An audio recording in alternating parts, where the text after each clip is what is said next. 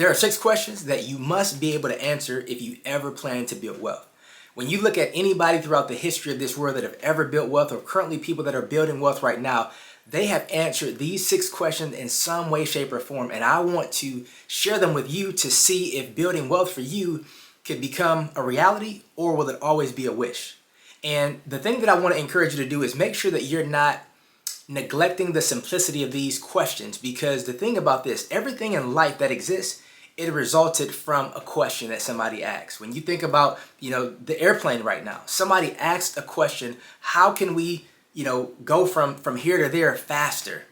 And so everything started with a question. So I want to just reiterate that and just help you to understand the importance of answering these questions, because I really think that it's important for you to truly be able to answer each of these questions so wealth will not just be a wish but a reality for you. Now, the first question, and it's very simple, but it can be very difficult to answer, if you will, is what can you learn from your current financial situation to improve it?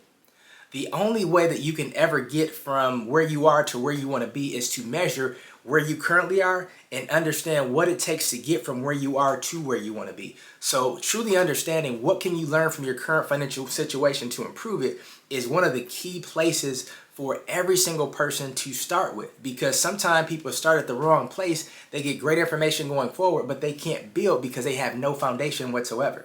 Now, the second question is, what's great about this awareness? And one thing that is really important to note is that a lot of times we can help other people by overcoming the various things that they haven't gotten to yet, that we've already got to and mastered in our own lives. But also when we have certain awarenesses, it's like now we can move forward faster, more aggressive, with a lot more intelligence. Because sometimes when we are in situation and we don't have certain awareness, we don't even know what to do. So it's like, if you don't understand that it's these 3 elements, or these 3 steps, or some other form of a process, if you don't even understand that exists, there's no way for you to move past where you currently are, because you don't have the awareness to do so.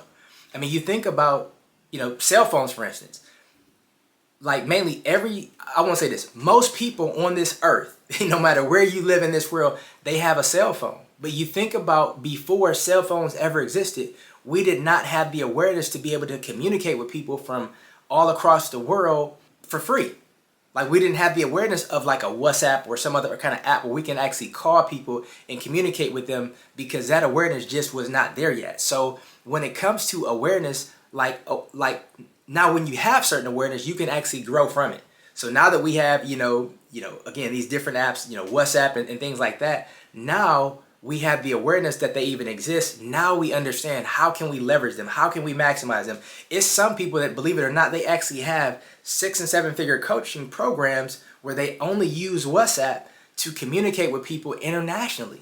That was not something that people actually used before, because they didn't have the awareness.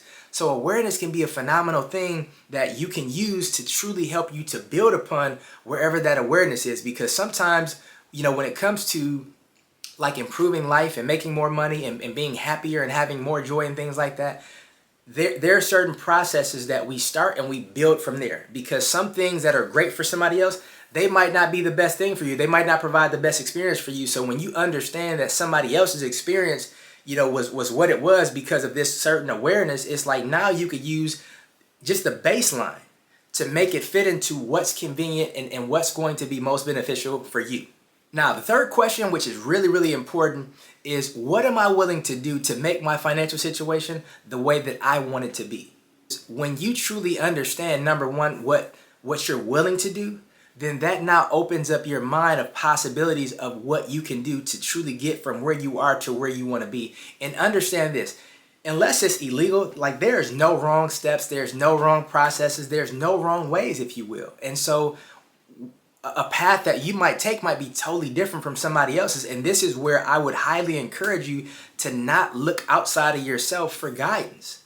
It's important for you to understand that guidance is within you. The answer is within you. The path is within you, because you were created, designed, and destined for a purpose that maybe you just don't have the awareness of just yet, but it's still there. However, when you look outside of you, you start to follow other people's path and you don't get their results, and then you end up frustrating. How do I know that? Because I've been there several times before. So it's really important for you to understand what are you willing to do? So the question is, what am I willing to do to improve my financial situation and make it what I want it to be? That is extremely important because it also helps you to understand what your values are. Because one of the worst things that people can do is to make money and violate their values in the process, because it always leads to self-sabotage, and it always causes the person to feel horrible about what they're doing. Now, if you've heard me for any short period of time, you understand that I typically do not use universals like always and never and things like that, because typically they are not true. However, in this situation, when people violate their values to make money or do anything else, it typically leaves them feeling regretful or unsuccessful, or some kind of internal issues that they have, because they're actually going against themselves. So answering this question is really, really important, and it's really critical, because again, it opens up possibilities that you can actually do in order to build wealth for yourself. Because the one thing that I want to go back to is the definition of wealth. So if you watch any of my previous videos, you understand that my definition of wealth does not just consist of money. Money is one element, but it's not just consisting of money, because if you just focus on money to build wealth, you'll be broke your whole life. And again, if you watch my other videos, you'll understand exactly what I mean, but I don't want to go in too much detail in this video because I want to keep it, very structured. But this question is really, really important. Now, the fourth question is, what am I willing to not do in order to make my situation the way that I want it to be? Now, when you hear that question, it might take you to slow down and really process and think it, because, you're thinking like, man, why did he word it that way? And I worded that way for a specific reason, because when you word it any other way, then it caused you to get a totally different answer, believe it or not. So when you think about what am I willing to not do, one thing that it does is it causes you to give yourself permission to stop doing things that you feel like you have to do. That could be a whole number of things. It can be supporting certain friends. It could be supporting certain family members. It could be dealing with certain groups of people that you feel like you have to deal with, and you really don't. And so this question gives you the ability to give yourself permission to stop doing things that goes against where you really want to be in life as it relates to wealth. And when you give yourself permission, it allows you to start to give yourself permission in other areas, because a lot of times we do things and we feel like we don't have a choice. And then, like, if we do it for a person, we tend to secretly resent them because we did something that we feel like we had to do, and it was them that made us do it. And the reality is that is not true. Nobody can make you do anything unless you are a victim, unless they overpower you and force you to do it, and there was nothing else that you can do. That's not most people. And so this question gives you the ability to give yourself permission to stop doing things that maybe you've been doing for a long time, or people have expected you to do, and you've done them, even though it's not what's best for you and your financial situation long term, or even your overall, mental health, if you will. And I'm not saying, from a deep, dark perspective. I'm just saying just like no stress at all. Because I don't know about you, but the reality is this: there are certain people that even when you see their name, their name come up on your cell phone, it does something to your energy. It does something to your spirit. It does something to your attitude. And it's like, man, like I really don't want to talk to this person. Or vice versa. It's like you see them and it's like, man, I can't wait to talk to this person. But either way, when you answer this question, it gives you the ability to give yourself permission to stop doing a lot of things that goes against the very thing that you actually want. That could be something as simple as not taking somebody's call. It could be something as simple as, if you have a job, once you get off work, instead of going home, you go somewhere else, like something that's going to benefit you. But in essence, it's just giving yourself permission to do the things that's really going to move you forward and get you to where you want to be. Because the reality is this: a lot of times we have been conditioned, trained, and even programmed that we're selfish when we think about what's best for us. Now, I'm not saying something that's just going to benefit you in the moment. I'm saying something that's going to benefit you long term. When you focus on something that's going to benefit you long term, it typically is a byproduct in a way to actually have a positive impact on other people around you, and other people are going to benefit as well, especially those people that are closest to you. And if you've ever, flew on a plane before, one of the famous things that they say, no matter where you fly in the world, internationally, if they use different languages, is they all say the same thing: secure your own mask first before assisting others. And sometimes, we're programmed and conditioned to assist others without securing our own mask first. And there are some people who want us to help them now, not realizing that if they just leave us alone and let us become the best version of us, that we can come back a lot stronger and serve them at a greater capacity if they allow us to do so. But sometimes they don't even know that that's needed because we don't communicate to them that that's what's best for us. And so it's really not their fault. Sometimes it's ours. But this is something that really gives you the permission to truly secure your own mastery for assisting others, be the best version that you can be for yourself, but also gives you the ability to take time for yourself and focus on what's best for you, not just now, but long term. Now, the fifth question is, what can I do daily to be the person who naturally experiences the kind of wealth that I desire?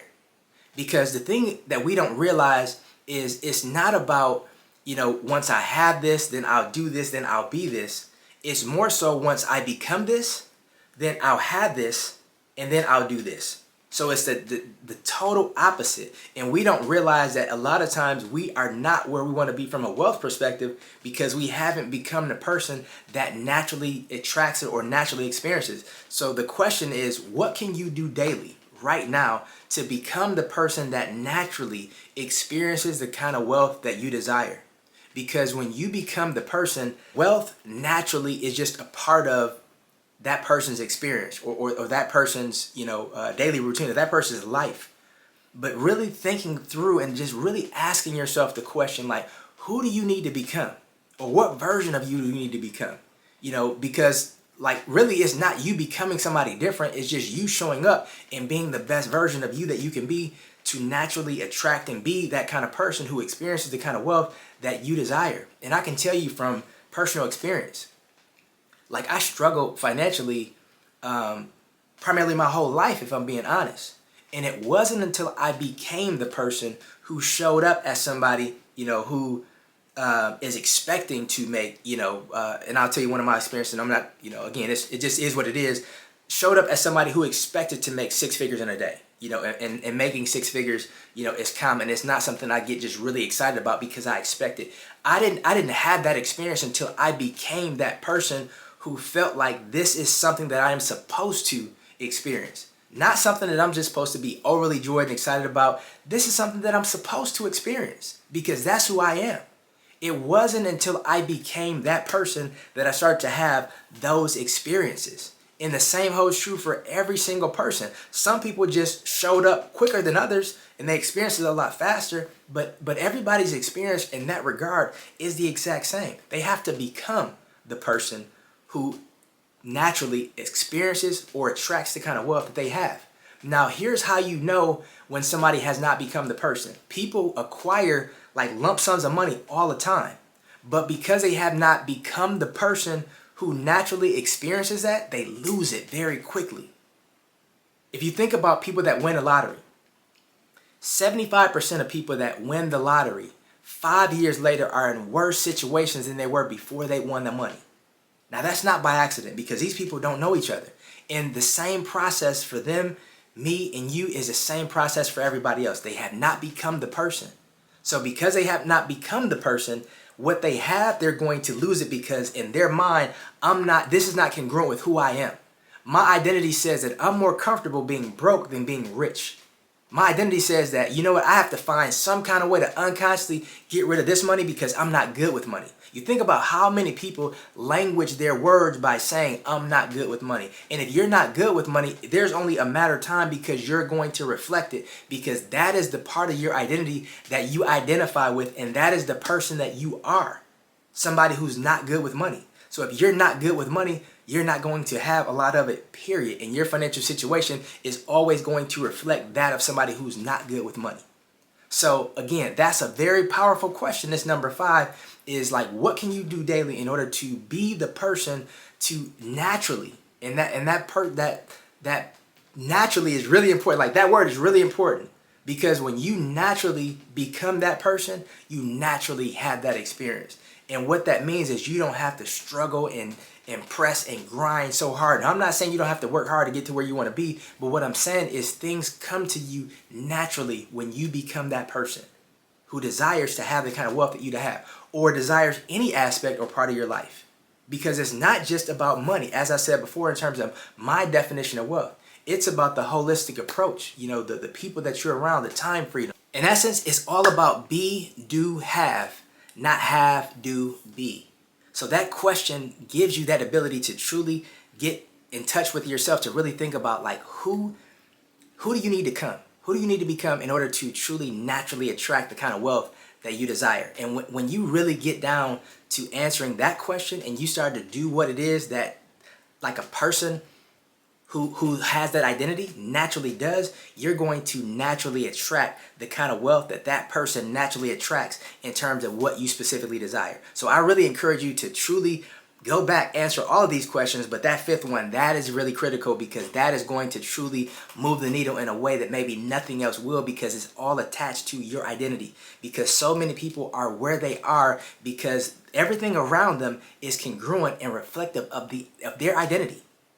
You know, like we don't do anything that is incongruent with our identity, no matter what it is, whether it's relationships, whether it's money, whether it's career, like no matter what it is, our standards is a reflection of our identity. And it's not, our standards is not something that we communicate verbally. Our standards is something that when we look around us, that communicates our standard. And so when you truly become the person who naturally, you know, is the kind of person who naturally attracts this kind of wealth, like that's going to be your experience. And it's going to be a phenomenal experience, because now it's going to up level you in so many other areas of your life and allow you to experience better quality of so many things that maybe you've never even thought could even get any better, because of the person that you were being at that time when you were operating at a lower level. And when I say that, I don't mean it in any kind of disrespectful way whatsoever. Like, a lot of us, including myself, we don't always operate to our most optimal level. So the awareness, kind of going back to one of the second questions, like the awareness of what's even possible just opens up more things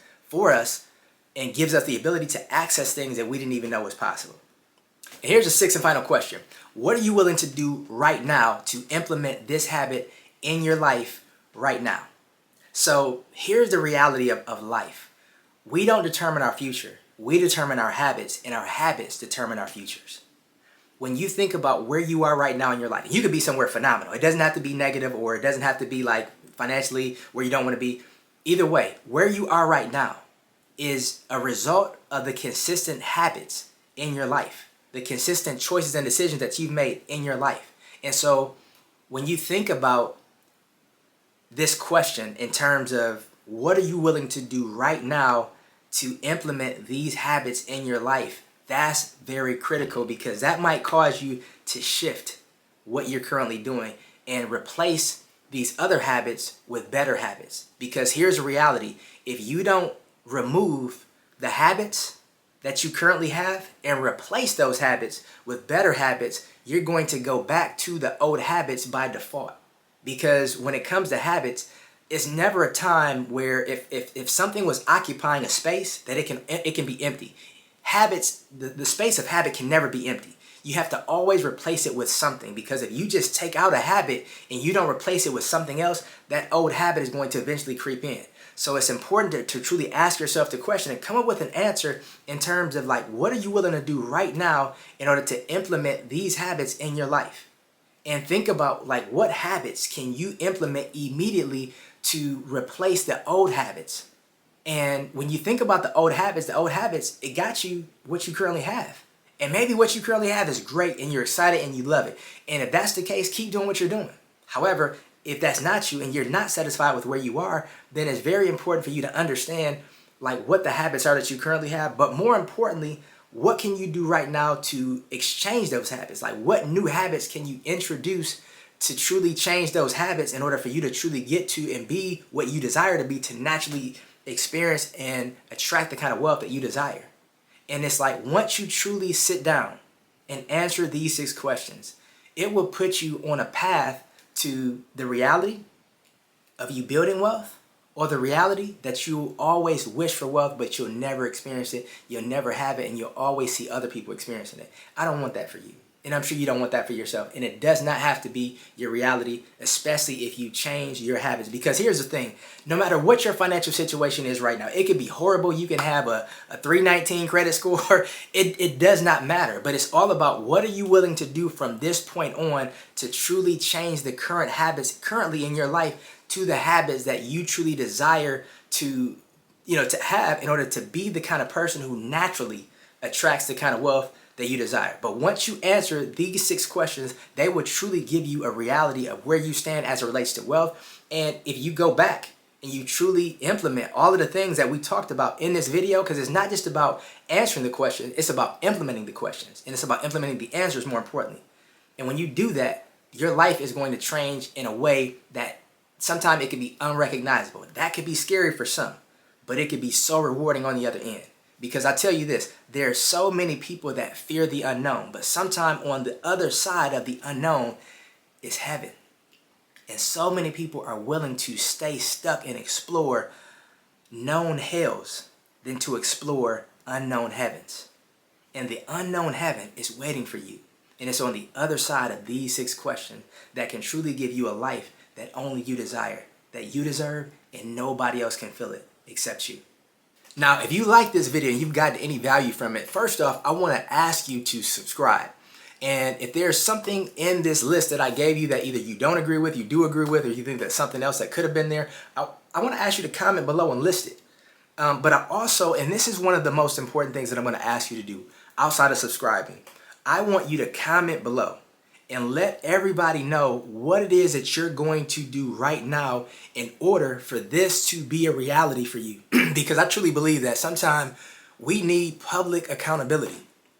And sometimes it's not so much somebody calling you or texting you or following up or checking on you. Sometimes it's just us declaring to the world what we said we were going to do. And when we declare it to the world, there is a positive peer pressure that we feel, even though nobody else is pressuring us. It's us pressuring us, and it's our best version of us pressuring us, which is a great thing. So I want to ask you to comment below, what's the one thing that you're going to do to implement these things in your life right now in order to get to where you desire to be from a wealth perspective?